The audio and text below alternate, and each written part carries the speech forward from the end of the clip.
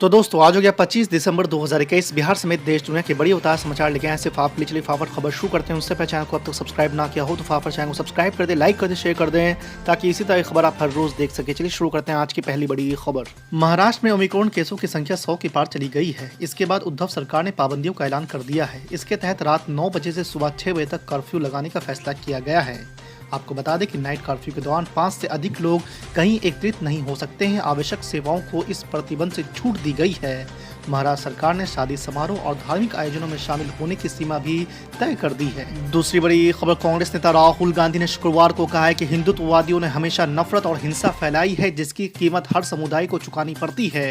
राहुल गांधी ने यह भी कहा है कि भारत हिंसा के खिलाफ है और ये आगे नहीं होनी चाहिए। कांग्रेस के पूर्व अध्यक्ष ने ये बातें हरिद्वार में आयोजित धर्म संसद को लेकर कही है, जहां कथित तौर पर कई संतों और हिंदुत्ववादियों नेताओं ने मुसलमानों के खिलाफ नफरत भरे भाषण दिए। इस धर्म संसद का आयोजन हरिद्वार में 17 से 20 दिसंबर के बीच किया गया था। तीसरी बड़ी खबर, देश में कोरोना वायरस के साथ ही साथ ओमिक्रॉन वेरिएंट के मामले में तेजी से बढ़ोतरी देखने को मिल रही है। अब तक देश के 17 राज्य और केंद्र शासित प्रदेशों में 358 मामले सामने आ चुके हैं। राहत की बात यह है कि इनमें से 114 मरीज ठीक भी हो चुके हैं। देश में ओमिक्रॉन के अभी तक जितने भी केस सामने आए हैं उनमें से अधिकतर ने विदेश की यात्रा की थी। सरकार ने सतर्क करते हुए कहा है कि विश्व में चौथी बार कोविड मामलों में बढ़ोतरी देखने को मिल रही है। कोरोना के मामले एक बार फिर से पीक पर है। 23 दिसंबर को पूरी दुनिया में एक दिन में कोरोना वायरस के 9,64,000 मामले सामने आए थे। चौथी बड़ी खबर, दिल्ली के मुख्यमंत्री अरविंद केजरीवाल का कहना है कि पंजाब कांग्रेस बिखर कर एक सर्कस बन चुकी है। अरविंद केजरीवाल पंजाब कांग्रेस के नेताओं को जोकर तक कह डाला है। अगले साल होने वाले विधानसभा चुनाव से पहले आम आदमी पार्टी अपनी पकड़ मजबूत करने में लगी हुई है, जिसके तहत वो लगातार सत्ताधारी कांग्रेस पार्टी पर जमकर हमले बोल रही है। अरविंद केजरीवाल ने यहां जनसभा को संबोधित करते हुए कहा कि पंजाब में बेहद कमजोर सरकार है जो लोगों को सुरक्षा और ईमानदार शासन नहीं दे सकती है। पांचवी बड़ी खबर, क्या अगले साल की शुरुआत में होने वाले उत्तर प्रदेश विधानसभा चुनाव स्थगित होंगे? कोरोना के नए वेरिएंट ओमिक्रॉन के बढ़ते खतरे के बीच इलाहाबाद उच्च न्यायालय ने पीएम नरेंद्र मोदी और चुनाव आयोग से अपील की है कि उत्तर प्रदेश चुनाव स्थगित कर दिया जाए।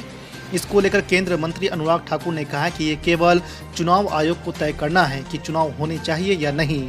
अनुराग ठाकुर ने शुक्रवार को कहा कि जब भारत का चुनाव आयोग आदर्श आचार संहिता लगाता है तो उन्हें तय करना होता है कि चुनाव कब होंगे। छठी बड़ी खबर, योगी सरकार ने अपने कार्यकाल में सबसे ज्यादा युवाओं को सरकारी नौकरी देने का दावा किया है। यूपी सरकार के अनुसार वर्ष 2017 से अब तक प्रदेश में युवाओं को 4.5 लाख से अधिक सरकारी नौकरी दी गई।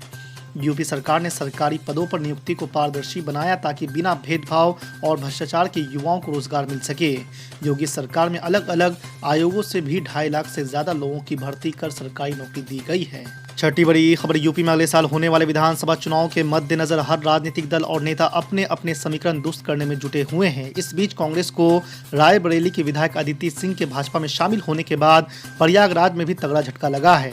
आपको बता दें कि 3 बार के विधायक रहे राजेंद्र त्रिपाठी पार्टी का दामन छोड़ भाजपा में शामिल हो गए हैं। राजेंद्र त्रिपाठी ने लखनऊ भाजपा कार्यालय में भाजपा ज्वाइनिंग कमेटी के अध्यक्ष लक्ष्मीकांत वाजपेयी की मौजूदगी में भाजपा की सदस्यता ग्रहण कर ली है। जानकारों के मुताबिक उनका ऐसे अचानक पार्टी छोड़ना कांग्रेस के लिए बड़ा झटका है। सातवीं बड़ी खबर, मुख्यमंत्री नीतीश कुमार ने शराबबंदी के बाद भी इस धंधे से जुड़े लोगों को चेताते हुए कहा है कि शराब बनाओगे, बेचोगे, पिलाओगे तो बचोगे नहीं, जेल जाओगे, सजा होगी। आपको बता दें कि गोपालगंज जिले में ही जहरीली शराब बनाकर बेचने वाले 9 लोगों को फांसी की सजा हुई है। मुख्यमंत्री नीतीश कुमार शुक्रवार को स्थानीय मिंज स्टेडियम में समाज सुधार अभियान के तहत अपने संबोधन में ये बातें कही हैं। आठवीं बड़ी खबर, ऑल इंडिया मजलिस इत्तेहादुल मुस्लिमीन के प्रमुख असदुद्दीन ओवैसी ने स्पष्ट किया है कि उत्तर प्रदेश में चुनाव प्रचार के दौरान की गई उनकी टिप्पणी पुलिस अधिकारियों के खिलाफ धमकी नहीं थी। कानपुर में दिए गए भाषण का एक हिस्सा वायरल होने के बाद असदुद्दीन ओवैसी की ओर से ये सफाई पेश की गई है। मैं तो उन पुलिस के लोगों से कहना चाह रहा हूं, याद रखो मेरी इस बात को, हमेशा योगी मुख्यमंत्री नहीं रहेगा।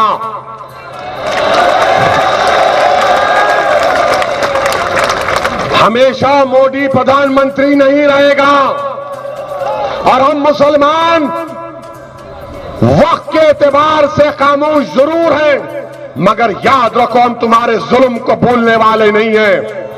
हम तुम्हारे जुल्म को याद रखेंगे। अल्लाह अपनी ताकत के जरिए तुमको निस्तो नाबूद करेगा इंशाअल्लाह ताला। और हम याद रखेंगे, हालात बदलेंगे, जब कौन बचाने आएगा तुमको? जब योगी अपने मठ में चले जाएंगे, मोदी पहाड़ों में चले जाएंगे, हो सकता है या कहीं पर जाकर रहेंगे। जब कौन आएगा? हम नहीं भूलेंगे, याद रखो। हम वो भी नहीं भूलेंगे कि एक मुसलमान ऑटो रिक्शा ड्राइवर को एक दंगाई बजरंग दल जो भी थे उसको मार रहे थे। वो बच्ची अपने बाप को बचाने की कोशिश कर रही थी। यही कानपुर में हुआ था ना, हम याद रखेंगे। वो बच्ची उस बाप की बेटी नहीं, मेरी बेटी है। मैं उसकी तकलीफ को नहीं भूलने दूंगा इंशाअल्लाह ताला। प्रकार से प्रभु श्री राम का मंदिर बनाने के नाम पर करोड़ों रुपए का घोटाला भारतीय जनता पार्टी के नेताओं के द्वारा, ट्रस्ट के लोगों के द्वारा और अधिकारियों के द्वारा किया जा रहा है। इससे संबंधित तमाम और चौंकाने वाले तथ्य सामने आ चुके हैं, जिसके आधार पर मैं कह सकता हूं कि भारतीय जनता पार्टी की आस्था, योगी आदित्यनाथ जी की पार्टी की आस्था, आदरणीय नरेंद्र मोदी जी की पार्टी की आस्था प्रभु श्री राम का मंदिर बनाने में नहीं, चंदा चोरी और भ्रष्टाचार, जमीन की जालसाजी करने में है। और ये बात मैं क्यों कह रहा हूं आपको बताना चाहता हूं। कल जो तथ्य सामने आया है उसमें भारतीय जनता पार्टी के दो विधायक इंद्र प्रताप तिवारी और खब्बू तिवारी जिनका नाम है, उनके द्वारा अयोध्या परिक्षेत्र में प्रभु श्री राम के जन्मभूमि के परिक्षेत्र में जमीनें खरीदी गई, करोड़ों रुपए की जमीन है।